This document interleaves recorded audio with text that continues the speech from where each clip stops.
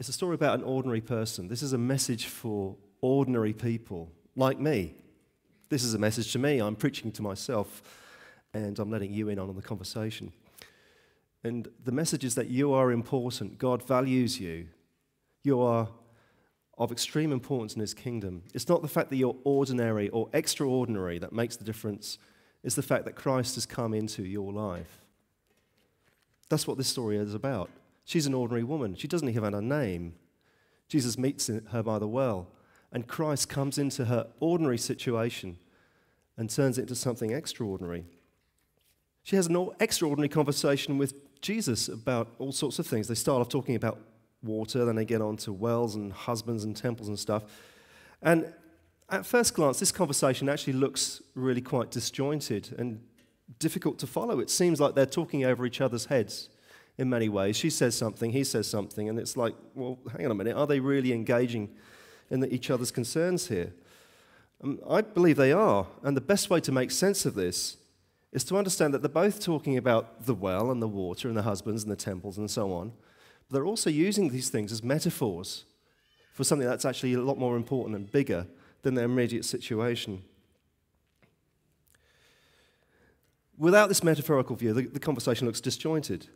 And yeah, they're not quite meeting in each other's concerns. And so much of what we think is evangelism, we spend just talking over each other's heads.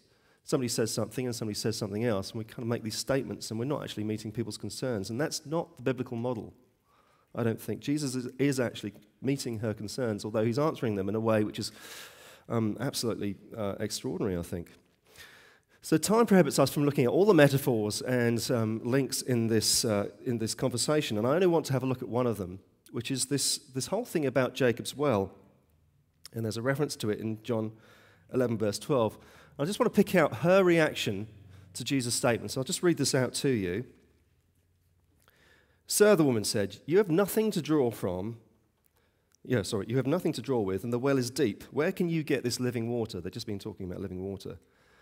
Are you greater than our father Jacob, who gave us the well and drank from him himself, as also did his sons and livestock?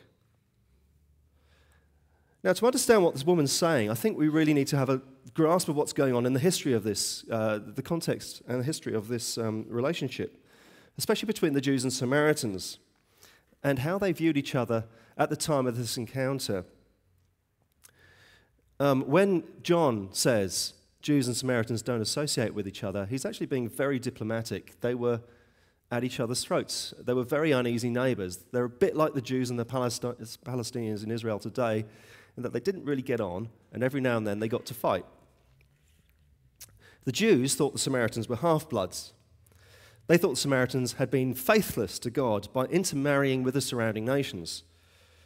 The Jewish word for Samaritan is actually not Samaritan, it's Kuthim, and it comes from a foreign city called Kutha. And it's a pejorative term. It really means, you don't belong here, you're squatters, you're not real Jews, you don't belong in the kingdom, you're not born of the right bloodstock, you're not part of Abraham's legacy, you're squatters, and we don't really want you here. You don't belong here. The Samaritan word for Samaritans is the one that John uses in his gospel, is shomerim, I think, and it literally means keeper. The Samaritans thought themselves to be the keepers of the law. They thought that they were the ones who were the true Israelites, and the Jews had apostatized under Eli soon after the time of the judges. The Samaritans thought that they were the true inheritors of the legacy of Moses and Abraham. They believed in the books of Moses, as we have them in the Bible. So they considered themselves to be drawing from the well that had been dug by Abraham and Isaac and Jacob. This is Jacob's well. Jacob, our father, not yours, our father. He's the one who dug the well that we draw from. You see how this thing about the well begins to work here? She's saying to him, you have nothing to draw from, because we are the ones who are the true church, the true Israel, the true people of God. And you bunch have really gone off the rails somewhere. There were two temples. There's the one in Jerusalem. We read about that in the passage. And there was also one in Samaria on Mount Gerizim. They didn't get on with each other, to say the least. There's one episode in history when the Samaritans went over the border and they threw a whole load of dead men's bones over the Jerusalem temple. They desecrated it. They really didn't like the Jews, and this was a complete insult to the Jewish, or everything that Jewish nation stood for. The Jews marched over the border in about 110 BC under John Hyrcanus and destroyed the Samaritan temple. They ripped the heart out of the Samaritan community by destroying the focus and the center of that community. So they didn't get on with each other. They didn't share things in common. Another thing I think is important to understanding what's going on here between Jesus and the Samaritans is that I think that the Jews in Jerusalem were sending missionaries out to the surrounding nations, reading scriptures and getting people converted to their religion. Jesus makes mention of this actually in Matthew 23.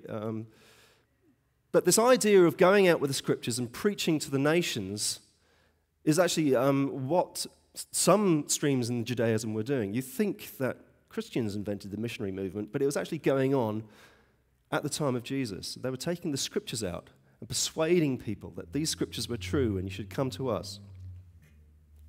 Sounds familiar, doesn't it?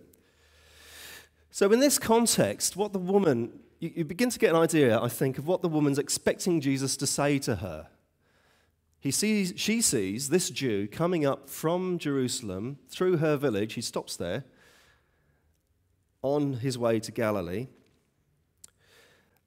And I think she's got an expectation about what he is going to say to her. And what she thinks his message is goes something like this.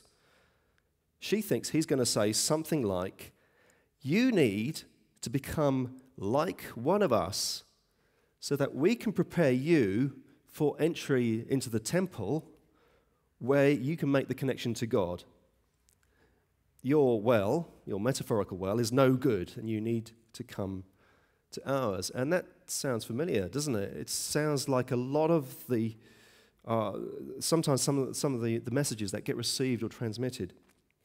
You need to join our religion. You need to come and draw from our well. They were saying, you can find God in our temple, in that building over there in Jerusalem. That's where you got to go to meet with God. However, the irony of John's gospel is, of course, that God was already there, sitting next to this woman at her ordinary well. And that's pretty revolutionary. God is no longer in the temple. He's in the person of Jesus, and he's come into her situation, her life. So when she says this, Sarah, you've nothing to draw with, and the well is deep. Where can you get this living water? Are you greater than our father Jacob? What she's saying is something like this, I think. Mr. Missionary Guy, I don't believe that you can draw from the true well that was dug here by our father Jacob, from which we draw our water, and I'm not interested in coming to yours. So she's kind of setting up this confrontation about religion. And sometimes we get into this, don't we? Your well's better than ours, or our well's better than yours, come and draw from our well. It's a comparisons of religions, as if we can promise something from, we've got a good well and we want to tell people about it. That's not. If Jesus' mission in his life was to set up a new temple system,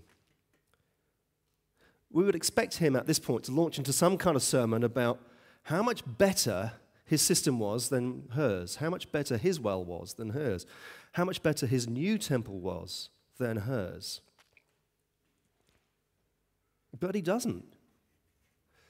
He doesn't get drawn into this. He kind of circumvents the whole thing. He just says something quite remarkable and very extraordinary.